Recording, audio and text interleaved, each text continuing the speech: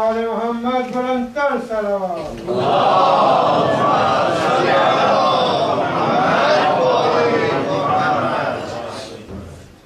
بسم الله الرحمن الرحيم الحمد لله رب العالمين والصلاة والسلام على أشرف الخلائق أجمعين سيدنا وسيد الأولين والآخرين حبيبنا وحبيب إله العالمين إمام المرسلين وخاتم النبيين أبي القاسم المصطفى محمد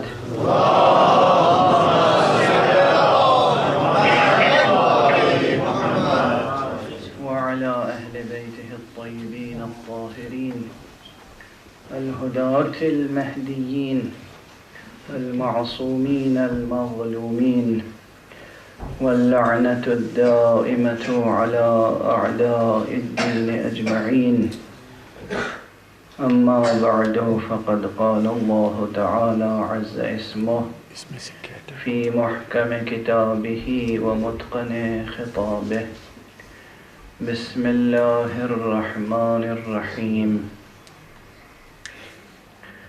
تمت كلمة ربك صدقا وعدلا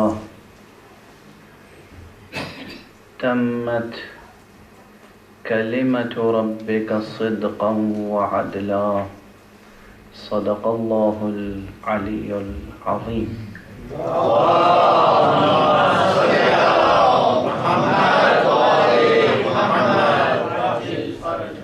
ایک اور بلند تر صلوات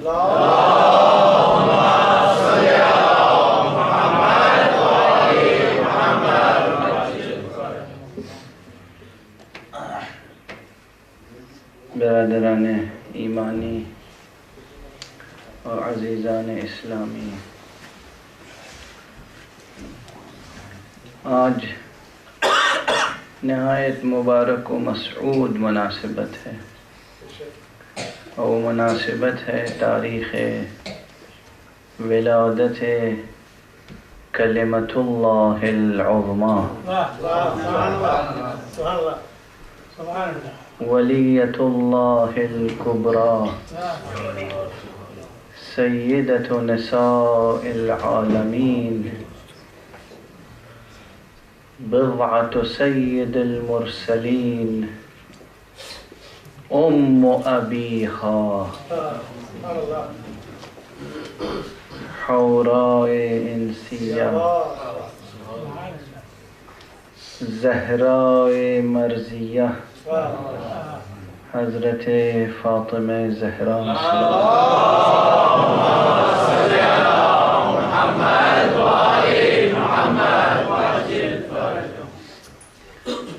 یہ مناسبت عظیم مناسبت ہے،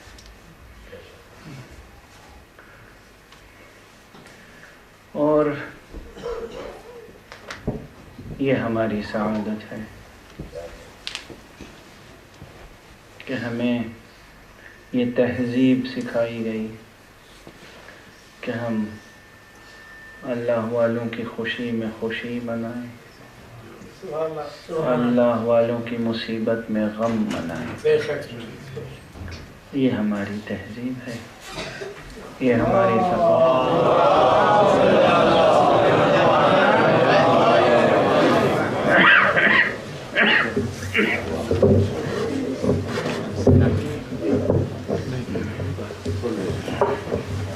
ایک اور بلند تر صلوات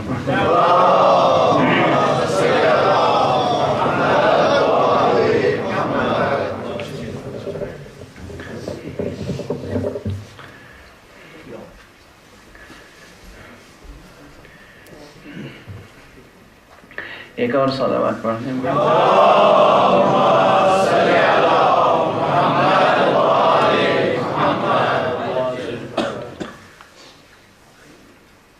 یہ امور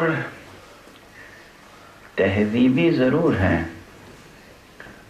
ثقافتی ضرور ہیں، مگر کوئی تہذیب و ثقافت ایسی نہیں ہے کہ جو کسی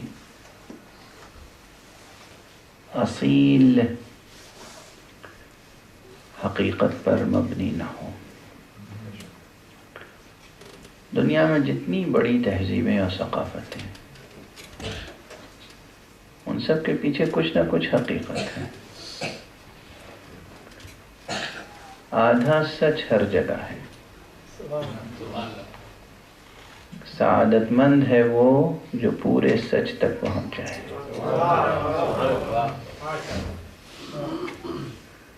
آپ دنیا میں کسی کو نہیں کہہ سکتے کہ وہ مکمل شر ہے، کسی کو نہیں کہہ سکتے۔ اگر آپ نے یہ سوچ کے زندگی بسر کی تو پھر دنیا میں بے امنی رہے گی، بے چینی رہے گی، اور کوئی عدل و انصاف کا راستہ پیدا نہیں ہو سکے گا۔ انصاف کہتے ہی اسے ہیں کہ آپ جس کا جو حق ہے اسے عطا کریں، چاہے وہ آپ کے خلاف ہی کیوں نہ ہو۔ انصاف تو یہ ہے، انصاف یہ ہے کہ اگر حق دوسرے کے ساتھ ہے تو آپ اسے اس کا حق دیں، یہ انصاف۔ یہ باور کرنا، یہ بلیو کرنا، بلیو کا لفظ میں باور کرنے کے مترادف سمجھتا ہوں۔ آج کل جو دنیا میں لفظ بلیو کا استعمال ہو رہا ہے وہ باور کرنا ہے۔ ہم نے یہ باور کر رکھا ہے، آپ نے یہ باور کر رکھا ہے۔ اس ہمارے اور آپ کے باور کی اساس علم ہے یا جہل، اس سے کوئی تعلق نہیں۔ ہم یہ مانتے ہیں، آپ یہ مانتے ہیں، ماننے کی کوئی بنیاد بھی ہے؟ خدا نہ کرے کہ کوئی انسان یا کوئی گروپ انسانوں کا ان ایجوکیبل ہو جائے، خدا نہ کرے۔ اگر ہم ان ایجوکیبل ہو گئے تو اس سے بڑی کوئی مصیبت نہیں ہو سکتی۔ ہمیں علم حاصل کرنا ہے، علم کی جستجو کرنی ہے۔ اصلاً اسلام کی بنیاد روشنی، علم اور محبت پر ہے۔ اور روشنی تو میں نے شروع میں کہہ دیا، اگر روشنی نہ بھی کہوں، صرف دو لفظیں کہوں کہ اسلام کی بنیاد علم اور محبت پر ہے، تو یہ دونوں کی ماہیت ایک ہے اور وہ ہے نور۔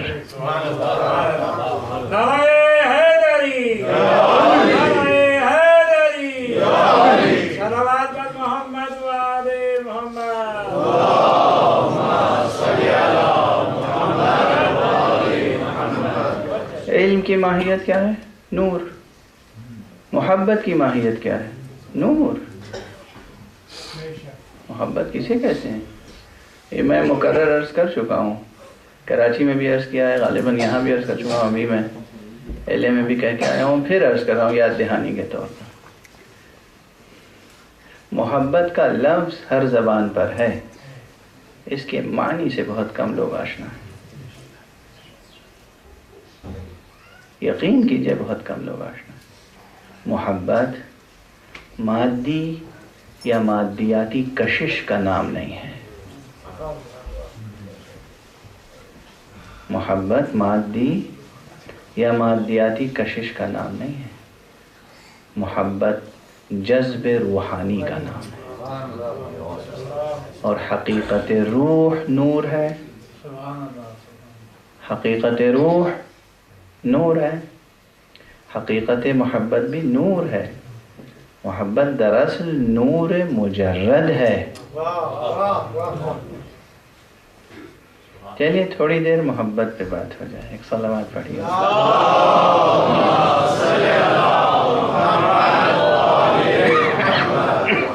ایک اور صلوات۔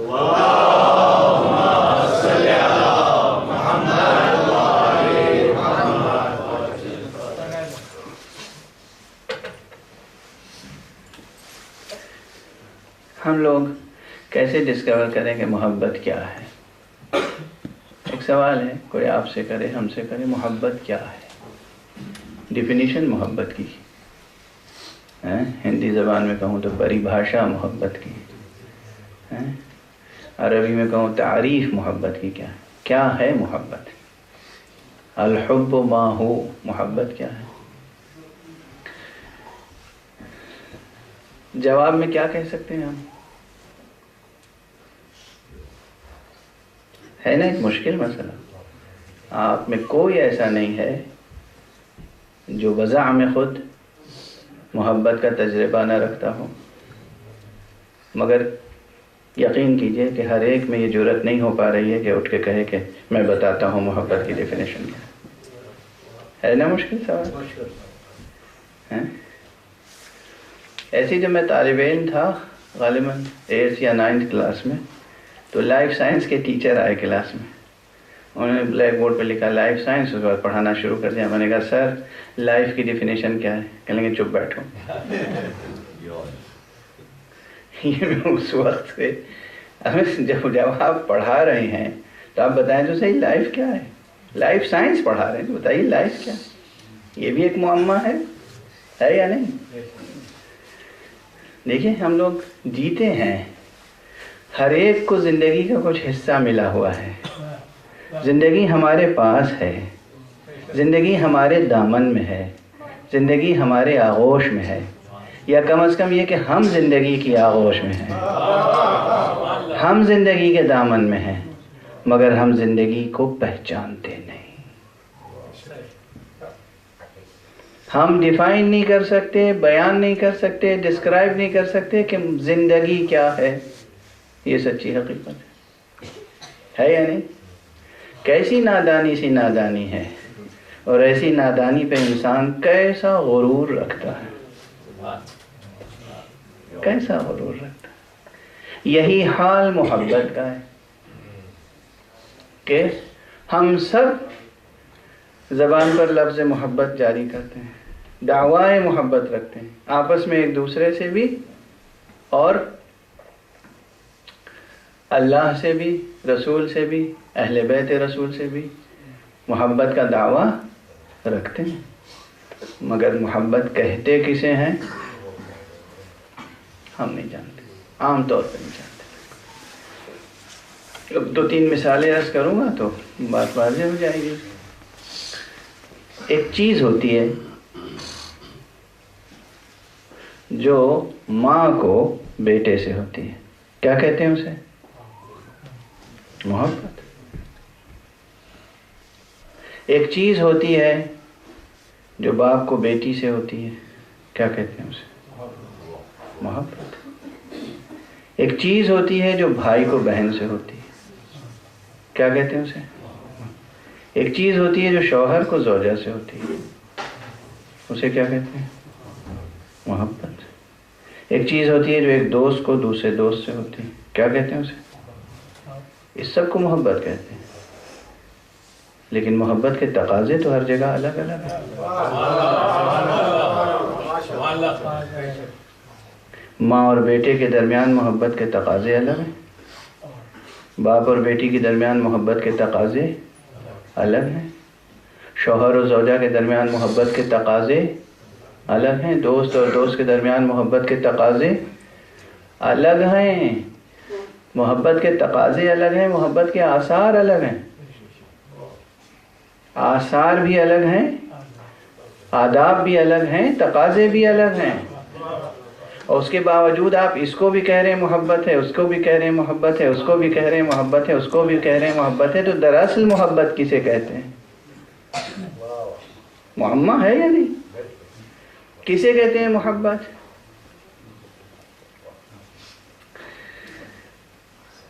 خاصا مشکل سوال ہے، آسان نہیں ہے. عموماً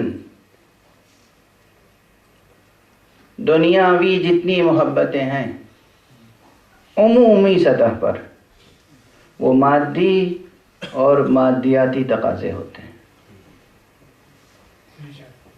جسے ہم مجازاً محبت کہتے ہیں. مادی کشش ہے، مادیاتی کشش ہے، اسے ہم مجازن محبت کہتے ہیں. اور اسی لیے ان محبتوں میں بہت جلدی نفرتیں شامل ہو جاتی ہیں. ایک قول بڑا مشہور ہے یہ، اور تقریباً ہر زبان میں دہرایا جاتا ہے ضرب المثل کے طور پر، کہ محبت ہی کی کوکھ سے نفرت جنم لیتی ہے. شاعری ہے یہ، حقیقت تھوڑی ہے. نور کی کوکھ سے نور جنم لیتا ہے، روشنی کی کوکھ سے روشنی جنم لیتی ہے. یہ کیسے ممکن ہے کہ نور کی کوکھ سے تاریکی پیدا ہو جائے؟ کیسے ممکن ہے؟ تو محبت کی کوکھ سے نفرت کیسے پیدا ہو سکتی ہے؟ ایک بڑی پہچان آج یہ لے کے جائیے، ہر وہ محبت جس کی کوکھ سے، ہر وہ شے، ہر وہ کشش، ہر وہ محبت جس کی کوکھ سے نفرت پیدا ہو سکتی ہو، وہ محبت مجازی ہوگی، حقیقی نہیں ہوگی. حقیقی محبت کی پہچان یہ ہے کہ اس میں ممکن نہیں ہے کہ نفرت کی آمیزش ہو سکے.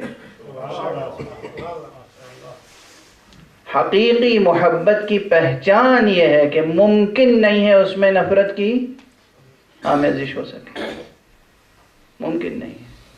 ایک اہم پوائنٹ ہے یہ جو میں کہہ رہا ہوں کہ نور سے نور ہی پیدا ہو سکتا ہے، نور سے ظلمت نہیں پیدا ہو سکتی. علم سے علم ہی پیدا ہو سکتا ہے، علم سے جہل نہیں پیدا ہو سکتا.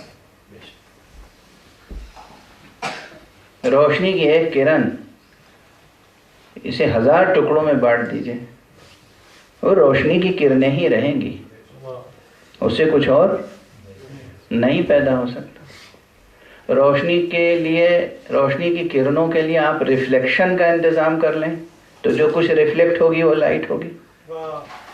آپ ریفریکشن کا قاعدہ استعمال کریں تو جو ریفریکشن کے نتیجے میں آئے گا وہ لائٹ ہوگی. اٹس امپاسبل کہ لائٹ کے ریفلیکشن یا ریفریکشن سے تاریکی پیدا ہو، ممکن نہیں. بس یہیں ٹھہر کے ایک جملہ کہتا ہوں. بات کہاں سے چلی تھی؟ آیت کیا پڑھی تھی؟ آپ سوچیں گے کہ بالکل آیت کا مضمون اور بیان کا مضمون ایک دوسرے سے دست و گریباں ہے. ہاں، ادبی اعتبار سے دست و گریباں.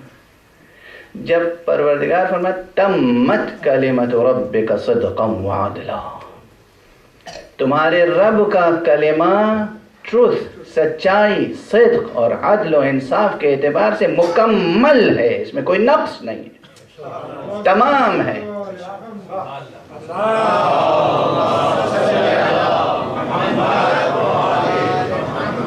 تمام کے معنی ہے کامل ہے.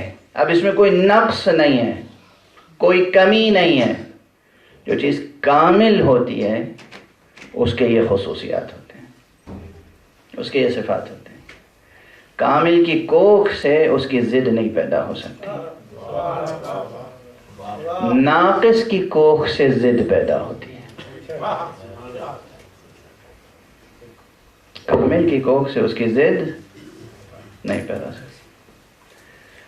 اب اسے آپ حضرات میری تعلی نہ سمجھیے گا، بڑا بول نہ سمجھیے گا، میں دست ادب جوڑ کے عرض کر رہا ہوں. یہ وہ بحثیں ہیں جو عام طور پہ ممبر پہ نہیں ہوتی ہیں، اور جب میں ممبر پہ کرتا ہوں تو لوگ کہتے ہیں زبان سخت بولتے ہیں. زبان سخت نہیں ہے، یہ مضمون وہ ہے جو آپ کا سنا ہوا نہیں ہے. ایک بحث ہے، یعنی آج تک کسی نے آپ سے پوچھا کہ محبت کی ڈیفینیشن کیا ہے؟ ڈسکس کیا کہ محبت کی ڈیفینیشن کیا ہے؟ جب مجھے کیا ہوا ہے، کیوں ڈسکس کر رہا ہوں؟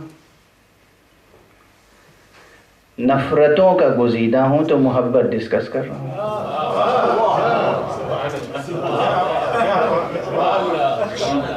نفرتوں کا گزیدہ ہوں تو محبت ڈسکس کر رہا ہوں.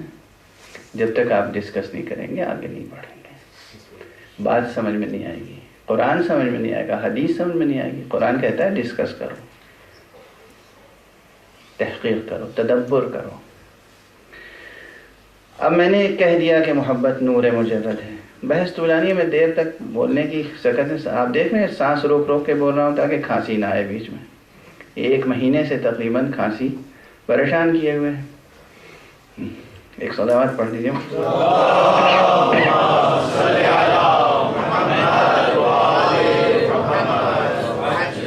اور دشمنان اہل بیت لعنت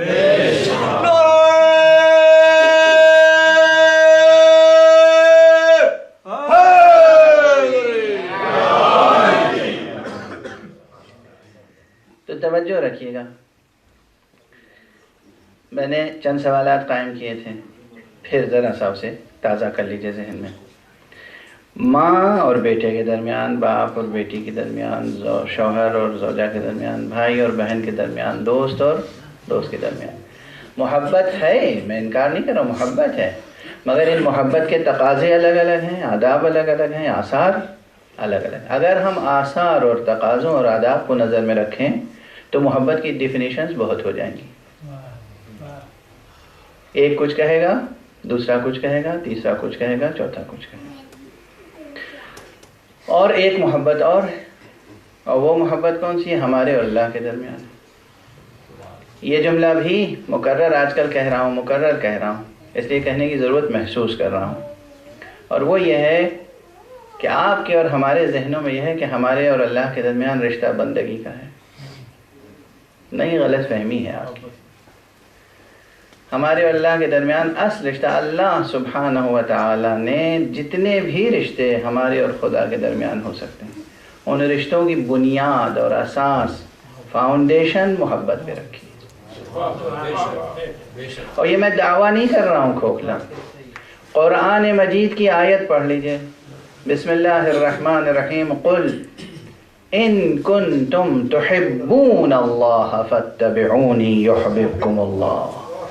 اے رسول آپ کہہ دیجئے کہ اگر تم اللہ سے محبت کرتے ہو تو میری پیروی کرو. یعنی رسول کی پیروی تب کرو جب تمہیں اللہ سے محبت ہو. رشتہ ہی تب برقرار کرو جب محبت ہو. محبت نہ ہو تو رسول کی پیروی کرنے کا کوئی فائدہ نہیں ہوگا. تو یہ قرآن کا بیان ہے نا، میرا تو نہیں ہے. اب یہاں پر ایک رخ تو یہ ہے کہ جو بھی بندگی کریں، عبادت کریں، اطاعت کریں اللہ کی، جو کچھ بھی کریں، اس کی اساس و بنیاد کیا ہونی چاہیے؟ محبت. دیکھیے یہ تھیسس جو ہے بہت اہم ہے، امپورٹنٹ ہے. یہ بات اسے سادہ یعنی یہ نہ سمجھے گا کہ ایک تقریر کا مضمون ہے.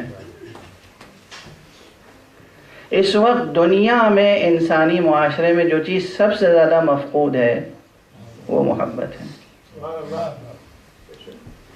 پہلے کنبے، خاندان، خانوادے، گھرانے، فیملیز کو کیا چیز جوڑتی تھی؟ محبت. اب کیا چیز جوڑتی ہے؟ پیسہ، مفادات، اہداف، مقاصد. محبت نہیں جوڑتی. اگر پیسہ نہیں ہے، اگر باپ سے امید نہیں ہے تو بیٹا باپ کا احترام کرنے کے لیے تیار نہیں ہے. اگر بیٹے اور بیٹی سے کوئی امید نہیں ہے تو ماں باپ بیٹے اور بیٹی کو بھی محبت اور شفقت دینے کے لیے تیار نہیں ہے. یہ معاشرہ ہے جس میں آپ جی رہے ہیں. اس وقت جس معاشرے میں جی رہے ہیں آپ اس دنیا میں، اس کی یہ کیفیت ہے.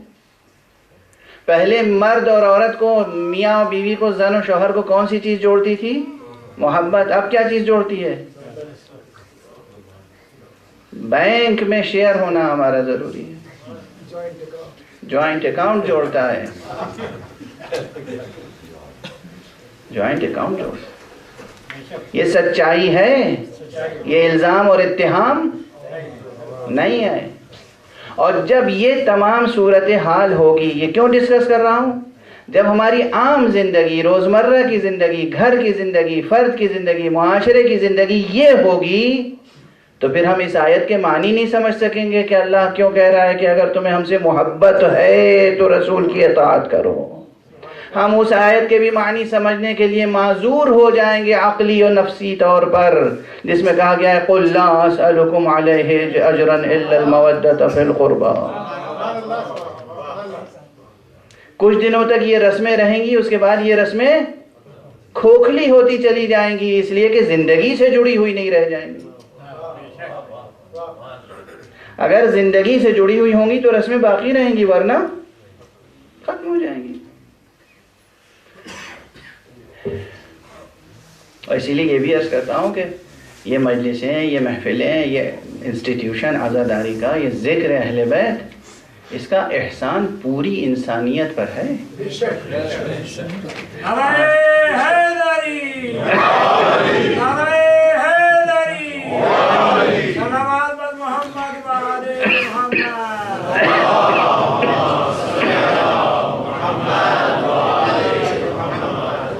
اسی لیے کوشش کیجئے کہ زیادہ سے زیادہ لوگ اس سے فائدہ اٹھائیں، محدود نہ ہوتے چلے جائیے، محدود نہ ہوتے چلے جائیے۔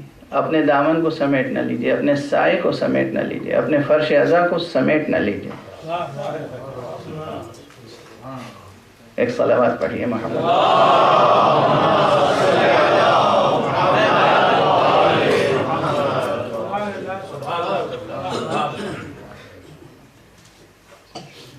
کاش سب کے دلوں میں یہ بات اتر جائے، کاش ہم ان ایجوکیبل نہ ہو جائیں، کاش یہ بات سمجھ میں آئے کہ بات کیوں کہی جا رہی ہے، کوئی بات کہی گئی تو کیوں کہی گئی۔ آج انسانی قدروں کی باتیں اگر ہوتی ہیں، محبت کی باتیں ہوتی ہیں، مودت کی باتیں ہوتی ہیں، سب سے زیادہ تو ہماری مجلسوں میں ہوتی ہیں۔ اور خدا کا شکر یہ ہے کہ ہمارا معاشرہ جو کچھ بھی ہے، تمام تر خرابیوں کمزوریوں کے باوجود، چونکہ معصوم تو نہیں ہیں ہم سب، اس کے باوجود دنیا کے دوسرے تمام معاشروں سے بہتر ہے۔ یہ کوئی خود پرستی نہیں ہے، کیوں؟ اس لیے کہ ہمیں ان کا سایہ نصیب ہے جو دنیا میں سب سے بہتر ہے،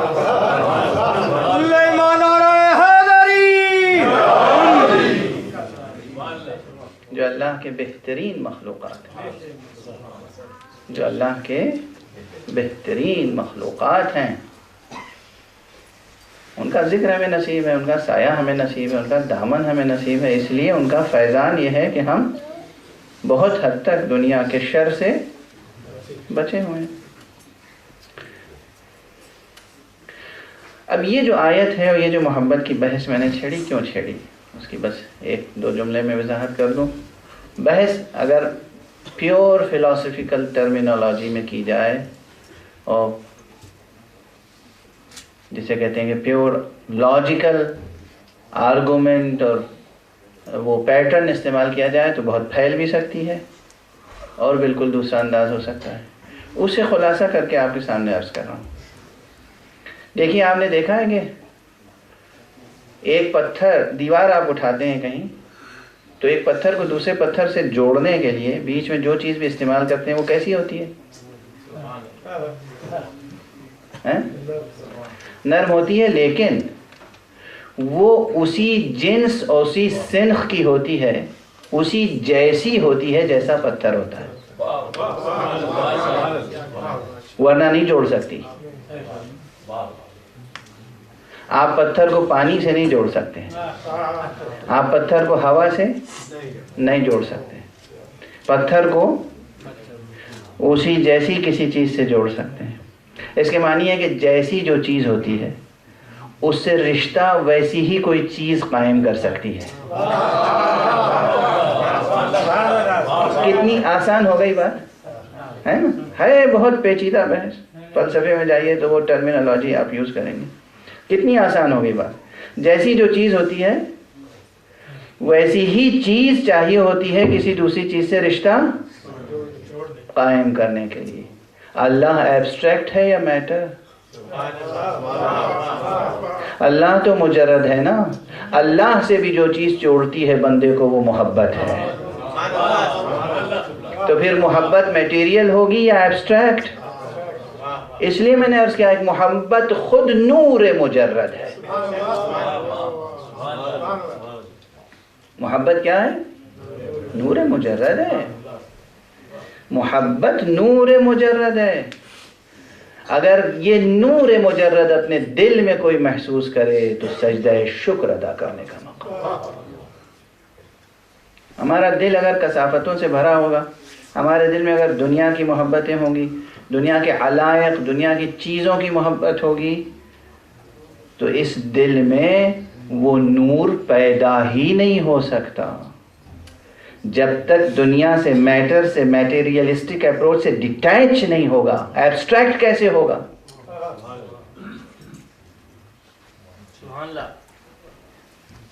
یہ تزکیے اور اخلاص کا کیوں مطالبہ کیا گیا ہے؟ تزکیہ اخلاص، تزکیہ اخلاص، تزکیہ اخلاص، کیا معنی ہے تزکیہ اور اخلاص کے؟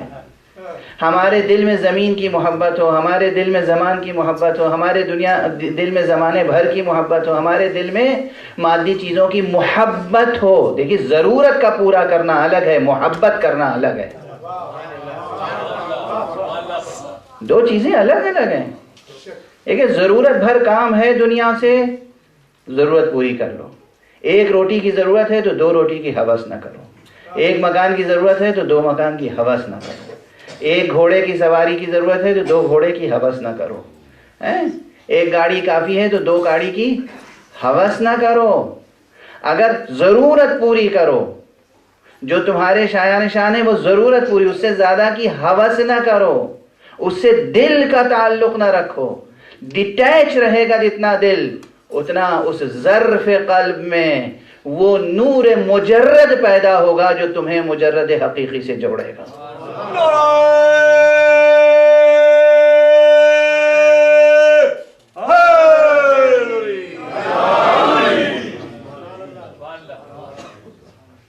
یہاں تک اگر ذہن عالی آ گیا، یہ سب بحثیں اہم ہیں۔ یہی بحث جو ہے فلسفے کی کلاس میں جا کے بیٹھی تو موٹی موٹی ملا صدرہ کی کتابیں اور میر داماد کی کتابیں، ان کی زبان، ان کی ٹرمینالوجی، آدمی کھو جاتا ہے۔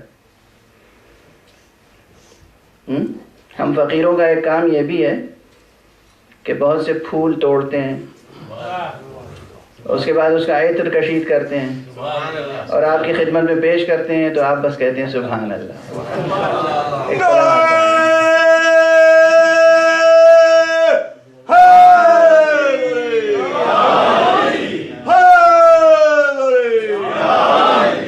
ایک اور صلوات پڑھ دیجیے۔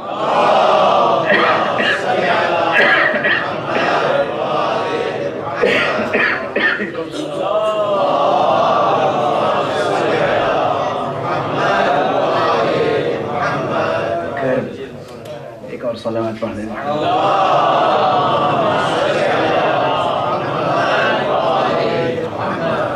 اب ذرا ٹھہر کے ایک بحث پہ اور طے کر لیجیے۔ وہ جو سوال تھا شروع میں کہ پھر اس کا کیا کریں گے؟ وہ جو بھائی اور بہن کے درمیان ہوتی ہے، وہ جو ماں اور بیٹے کے درمیان ہوتی ہے، وہ جو باپ اور بیٹی کے درمیان ہوتی ہے، وہ دوست اور دوست کے درمیان، اسے پھر محبت کہیں گے نہیں کہیں گے؟ ہاں اسے بھی کہیں گے محبت۔ تو پھر اس محبت اور اس محبت میں رشتہ کیا ہے؟ یہ محبت ہے، اسی محبت کے سائے میں پروان چڑھتی ہیں، اسی محبت کے پرتوں سے پروان چڑھتی ہیں۔ مگر سائے کا لفظ غلط تھا اس لیے جلدی سے بدل دیا میں نے، پرتو۔ اگرچہ پرتو کا لفظ ہی پورا حق ادا نہیں کرتا، سایہ مادے میں ہوتا ہے، نور میں پرتو ہوتا ہے، ورنہ بحث کیا ہوتی؟ بحث یہ ہوتی کہ ایبسٹریکٹ میں تو سایہ نہیں ہوتا۔ ابھی آپ کہہ رہے تھے ایبسٹریکٹ، ابھی سائے کی بات کر رہے ہیں آپ، اتنا ہوش رہتا ہے مجھے۔ یہ زبان کی مجبوری ہوتی ہے بات کو سمجھنے اور سمجھانے کے لیے۔ اسی نور مجرد کے پرتوں میں یہ سب انوار پیدا ہوتے ہیں، لیکن یہ صفت مجرد ہی کی ہوتی ہے کہ اس میں تضاد نہیں پایا جاتا اور اس میں ہر شے کا حق ادا کرنے کی گنجائش ہوتی ہے۔ مادی چیز میں محدودیت ہوتی ہے، میٹر میں محدودیت ہوتی ہے، میٹر میں اور میٹیریل ورلڈ میں حدود ہیں، قیود ہیں، سرحدیں ہیں،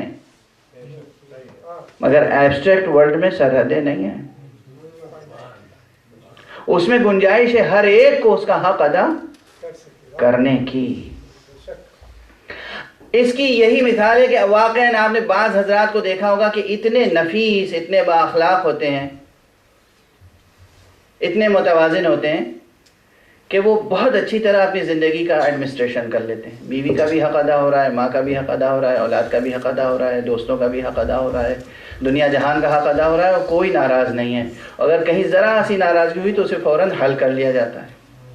اور کہیں اکثر یہ ہوتا ہے, ہم لوگوں کے پاس تو آئے دن کیسز آتے رہتے ہیں, کہیں بیوی کا فون آ رہا ہے کہ اپنی ماں کی سنتے ہیں, میری تو سنتے ہی نہیں.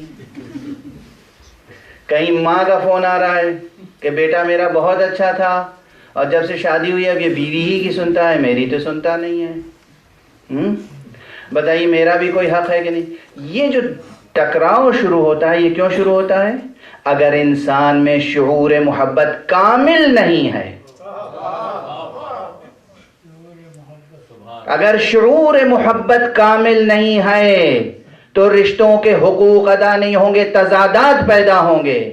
اگر شعور محبت مکمل ہے تو رشتوں کے حقوق بھی ادا ہوں گے اور وحدت پیدا ہوگی.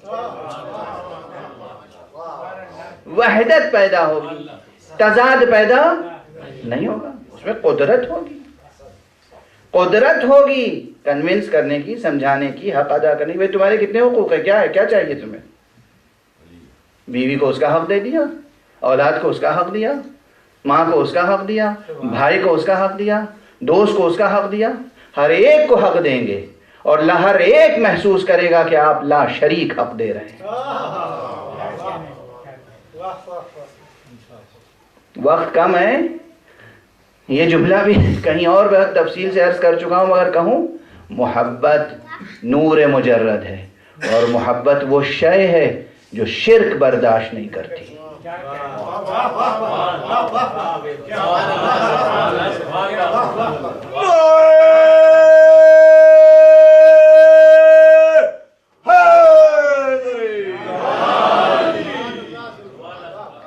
محبت وہ شے ہے شرک برداشت نہیں کر سکتی. شرک, محبت شرک برداشت نہیں کر سکتی, خالق کی محبت نہیں. کسی مرحلے میں محبت شرک کو برداشت نہیں کر سکتی. میاں اور بیوی کے درمیان محبت ہو, اولاد اور والدین کے درمیان ہو, دوست اور دوست کے درمیان محبت ہو. ایک شخص کے 1000 دوست ہوں گے, مگر ہر دوست یہ چاہے گا کہ جس نظر سے یہ مجھے دیکھتے ہیں وہ خاص میرے لیے ہونی چاہیے.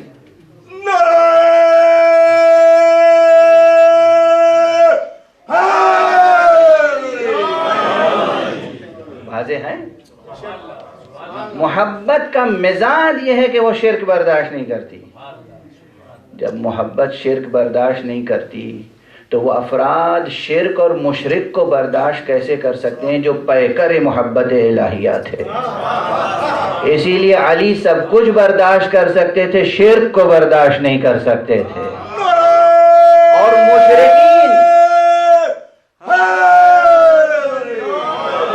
مشرکین جہان بھی وہ ہیں جو سب کو برداشت کر سکتے ہیں, علی کو برداشت نہیں کر سکتے.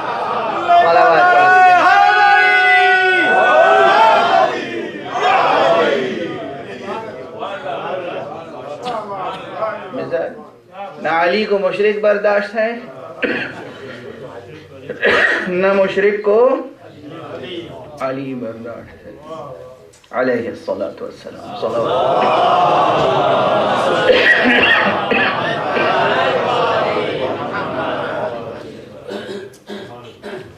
اور جو شان علی کی ہے وہی شان اس نور کی ہے جو کفو علی ہے.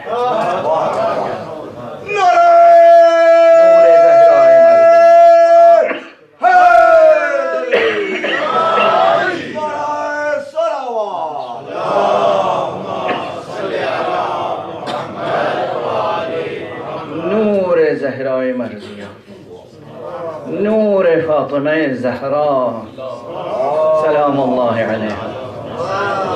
دنیا کو سب برداشت ہے, فاطمہ برداشت نہیں. خدا کی قسم یہ کیفیت ہے. سب برداشت ہیں, بیوی کے فضائل برداشت نہیں, بیوی کا تذکرہ برداشت نہیں. ہوتا ہے تو بہت کم ہوتا ہے. سعادت مند ہیں آپ, سعادت مند ہیں وہ لوگ جو بیوی کا تذکرہ کرتے ہیں. بیوی کا یہی ایک لقب جو ہے بی بی کلمت اللہ العظمیٰ ہے، اس میں کوئی شک۔ اب اس وقت میری طاقت ساتھ نہیں دے رہی ہے، طبیعت، کہ میں اس بحث کو تفصیل سے پیش کروں کہ لفظ کلمہ خود تانیث ہے۔ کلمہ تانیث ہے، کلمت اللہ العظمیٰ یہ حقیقت کہیں متحقق ہوتی ہے تو ذات گرامی ہے فاطمہ زہرا۔ فاطمہ ہے کلمت اللہ العظمیٰ۔ یہ بہت عظیم بحث ہے، تفصیل سے آپ کو طالب علمانہ بات کہہ رہا ہوں، تفصیل سے آپ کو کسی کتاب میں آسانی سے نہیں ملے گی۔ یہ بہت اہم بحث ہے۔ فاطمہ کلمت اللہ العظمیٰ ہے، اور فاطمہ کا نور، فاطمہ کی ذات، فاطمہ کی حقیقت یہ ہے کہ سوائے محمد مصطفیٰ کے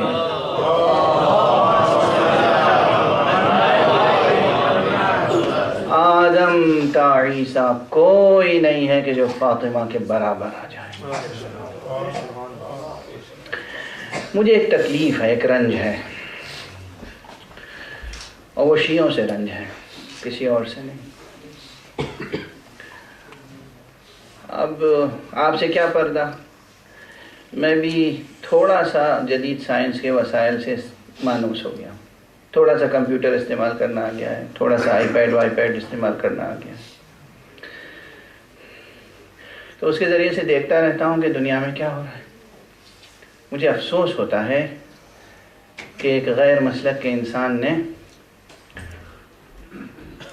کئی شیعہ ذاکروں سے اور مولویوں سے سوال کیا کہ آپ کہتے ہیں کہ فاطمہ زہرا تمام نبیوں سے افضل ہیں، اور وہ وہاں پہ خاموش ہو گئے۔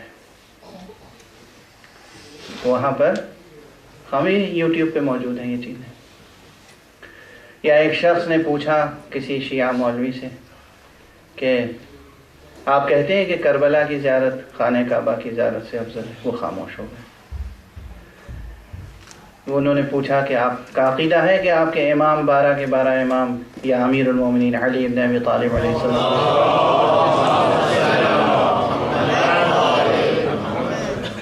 نبی خاتم کے علاوہ تمام نبیوں سے افضل ہیں؟ وہ خاموش ہو گئے۔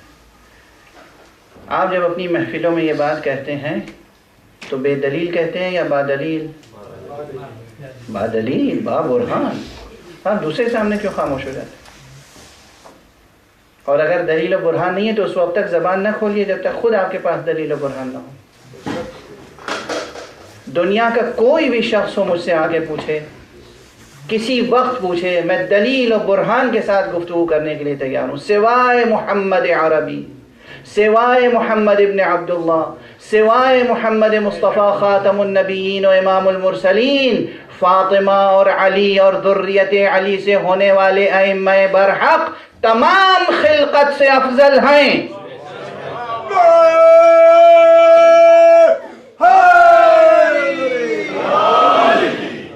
اور زیارت کربلا زیارت کعبہ سے افضل ہے، اگرچہ کعبے کی زیارت واجب ہے، کربلا کی مستحب۔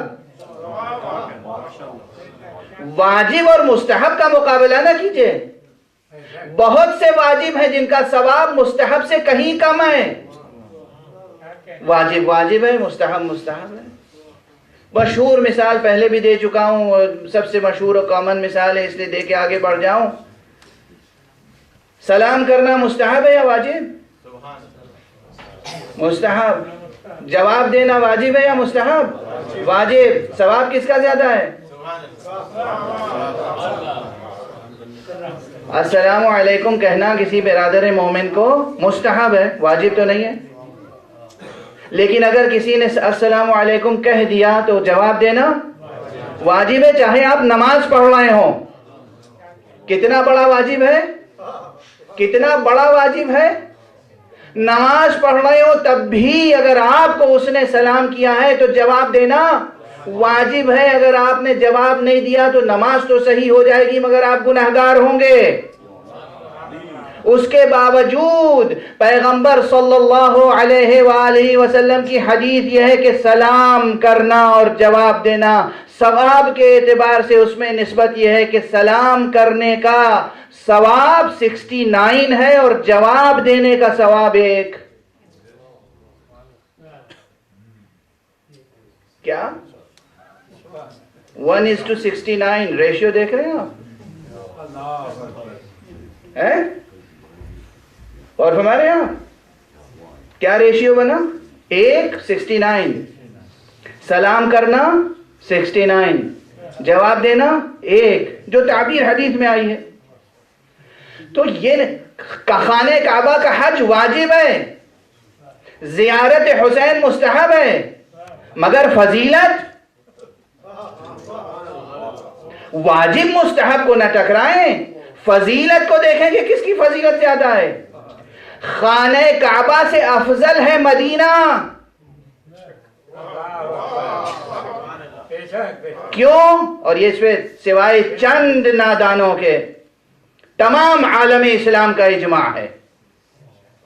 سنی شیعہ فرق نہیں ہے اس میں، تمام عالم اسلام کا اجماع ہے.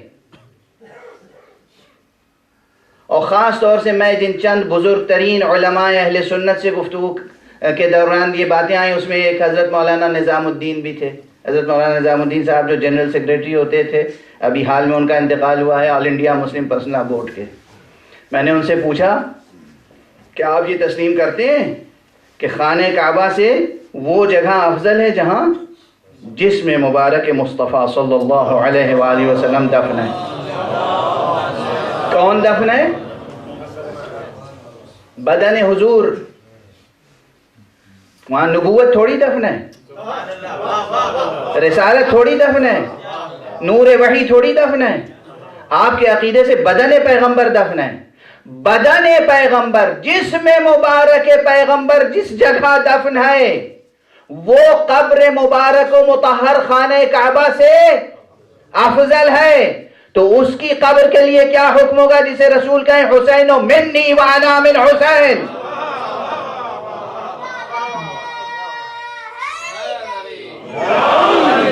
جو حرمت قبر پیغمبر کی ہے وہی حرمت قبر حسین کی ہے.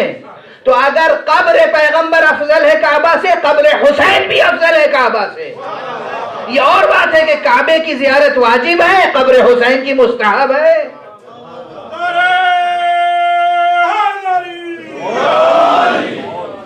برائے خوشنودی محمد و آل محمد بلندتر صلوات.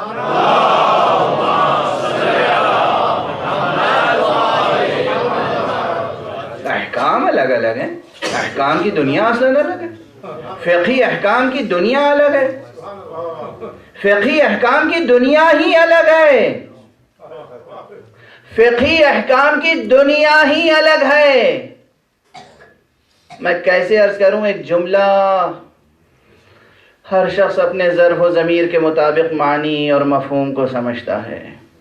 فقہی احکام کی دنیا الگ ہے، معرفت کی دنیا الگ ہے، معارف کی دنیا الگ ہے. جو حقیقی، مثال دے رہا ہوں، جو حقیقی ماں ہوتی ہے اس سے محبت کرنے کا حکم نہیں دیا جاتا، اس کے حقوق ادا کرنے کا حکم دیا جاتا ہے. اس لیے کہ محبت کرنا تو فطرت میں، سرشت میں، خمیر میں داخل ہے، خمیر میں داخل ہے. حقوق ادا کرنے کا حکم دیا جاتا ہے. حکم کے سانچے میں محبت مقید نہیں ہو سکتی. اور بعض ایسی بھی ہوتی ہیں اگر حقیقی ماں نہیں ہے کہہ دیا جاتا ہے انہیں ماں سمجھو، باقی اس کے آگے کوئی بوجھ نہیں ڈالا جاتا کہ محبت بھی کرنا واجب ہے کہ نہیں. دل کو مجبور نہیں کیا جا سکتا، دل کو مجبور کیا جا سکتا ہے. ایک باپ نے دوسری شادی کر لی، اب بیٹے کے لیے کیا حکم ہے کہ اس دوسری ماں کو ماں سمجھو. بعض شرعی احکام ہے کہ اسے سمجھنا واجب ہے، اس کو نہ ماننا حرام ہے، مگر شریعت پابند کر سکتی ہے کہ جتنا اپنی ماں کو مانتے ہو اتنا ہی اسے مانو. محبت دل میں انجیکٹ کی جا سکتی ہے. وہ کشش جو حقیقی ماں اور بیٹے کے درمیان ہے، وہ کشش، اور جسے عام اصطلاح میں سوتیلی ماں کہتے ہیں، اسے ممکن ہے وہ کشش پیدا نہیں ہو سکتی. مگر احکام کچھ ہیں جو پابندی کرنی ہے، اب یہ جہاں جہاں لفظ ماں استعمال ہوتا ہو آپ اس کو قیاس کرتے چلے جائیے گا. صلوات پڑھیے محمد.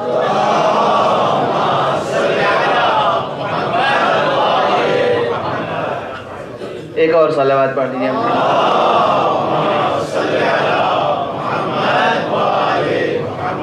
بس گفتگو کا دامن سمیٹوں. بی بی فاطمہ زہرا سلام اللہ علیہ، یہ چہاردہ معصومین، یہ خمسہ نجبا، یہ آل عبا، یہ اصحاب قصہ، یہ جن کے حق میں آیت تطہیر نازل ہوئی، یہ جن کے حق میں سورہ دہر نازل ہوا، یہ جن کے حق میں سورہ کوثر نازل ہوا، یہ جن کے حق میں سورہ قدر نازل ہوا، یہ جن کے حق میں آیت مباہلہ نازل ہوئی، یہ جن کے حق میں آیت نور نازل ہوئی، یہ جن کے حق میں پورا قرآن نازل ہوا.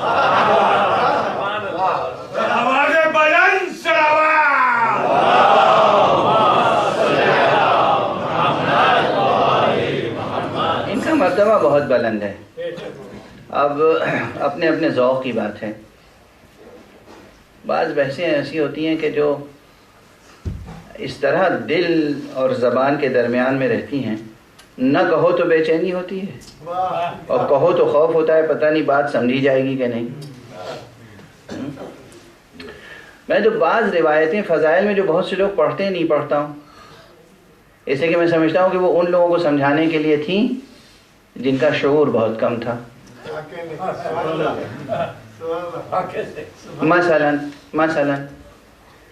بہت سی روایتوں کی طرف آپ کا ذہن خود ہی چلا جائے گا. میں دستے ادب جوڑ کے صرف ایک سوال کرتا ہوں، یہ بتائیے جنت افضل ہے کہ فاطمہ؟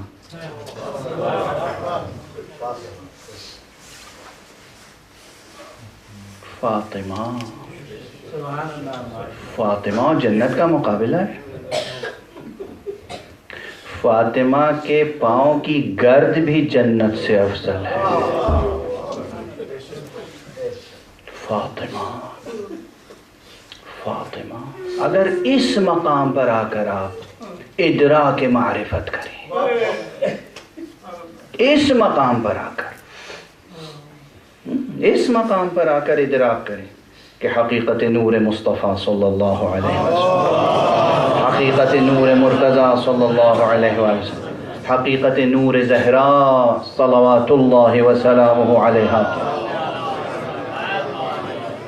تو بہت سی تعبیریں پھر نارسا ہو جاتی ہیں. ہم کیا تعریف کریں، کس کی تعریف کر رہے ہیں؟ یہ وہ ہستیاں ہیں، یہ وہ حقیقتیں ہیں کہ جن کی حقیقت، جن کی کنہ ذات قابل بیان نہیں ہے.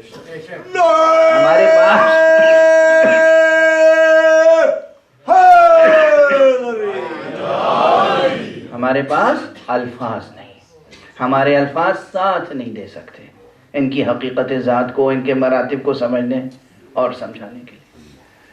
اور چونکہ بیان قابل بیان نہیں، اسی لیے بس ہمیں کچھ احکام کا پابند کیا گیا. اس سبجیکٹیویٹی کو دور کرنے کے لیے ہمیں آبجیکٹیو میتھڈ استعمال کرنے پہ مجبور کیا گیا. چونکہ سبجیکٹیویٹی میں اگر ہوتے تو پھر کیا ہوتا نتیجہ؟ حیرت اور حیرت، دنیا حیرت میں گم ہو جاتے.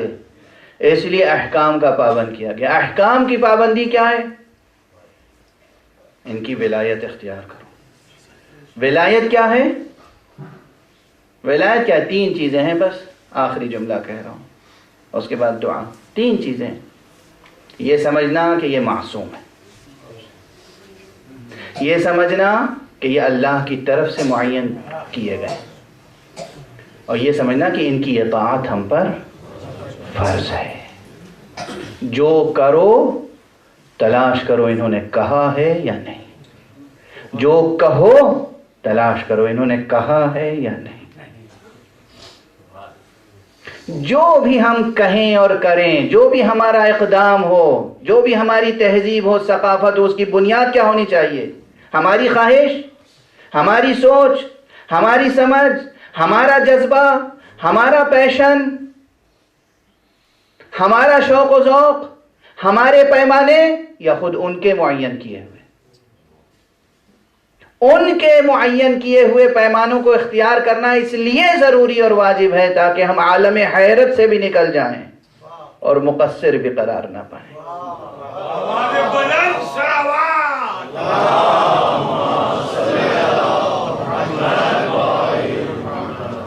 ہماری طرف سے ان کے حق میں ایسی تقصیر نہ ہو جائے کہ جس سے ہمارا انجام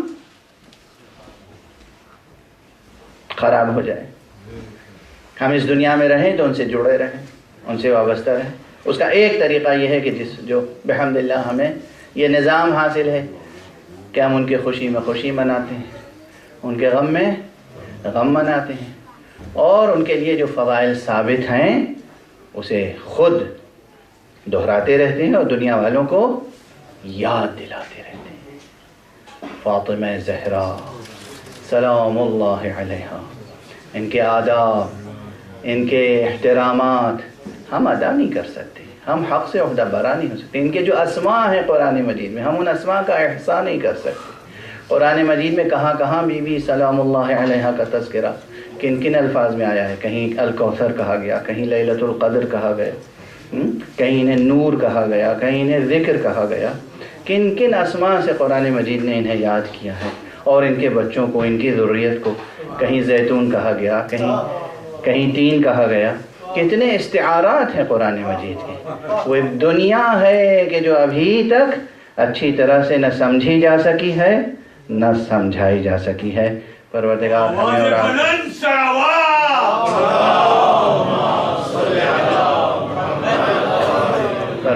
ہمیں اور آپ کو توفیق عطا فرمائے کہ ہم قرآن کی روشنی میں اور خدا داد بصیرت کی روشنی میں مقامات و مراتب اہل بیت کو سمجھ سکیں اور ان کی اطاعت کا حق ادا کر سکیں، اور پوری عالم بشریت کو ان کے ولایت کے زیر سایہ امن اور عافیت کی دعوت دے سکیں، اور پروردگار عالم کی محبت ہم ان سے سیکھیں اور ان کی مودت ہم پروردگار عالم کے احکام کے مطابق ادا کریں۔ پروردگار ہماری ناچیز اور چھوٹی چھوٹی کوششوں کو قبول فرما۔ پروردگار اپنے ولی آخر کو اذن ظہور عطا فرما اور ان کے ہاتھوں سے اپنی رحمت و رافت و عدالت کا پرچم دے۔ وآخر دعوانا ان الحمد للہ رب العالمین۔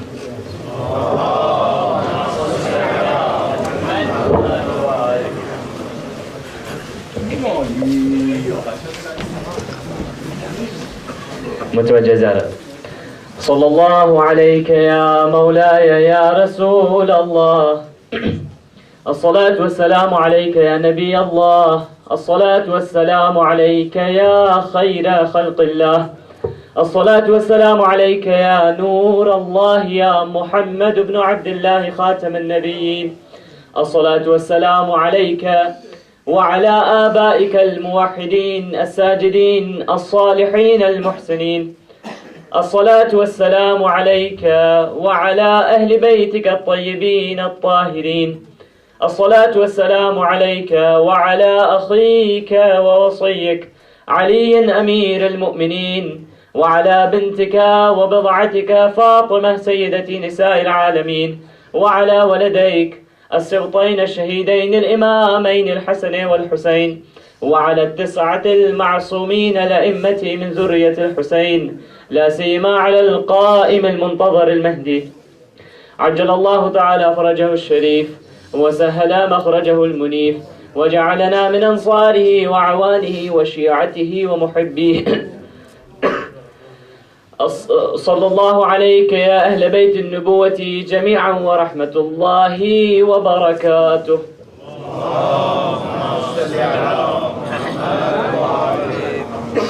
بسم الله الرحمن الرحيم. اللهم كن لوليك الحجة ابن الحسن صلواتك عليه وعلى آبائه في هذه الساعة وفي كل ساعة وليا وحافظا وقائدا وناصرا ودليلا وعينا حتى تسكنه أرضك طوعا وتمتعه فيها طويلا برحمتك يا أرحم الراحمين. صلى الله عليه وسلم. مومنین، ایک مومن برادر ڈاکٹر طالب وارثی صاحب بہت زیادہ علیل ہیں، اور کچھ مومنین مومنات اور ایک بچی کے لیے خاص طور سے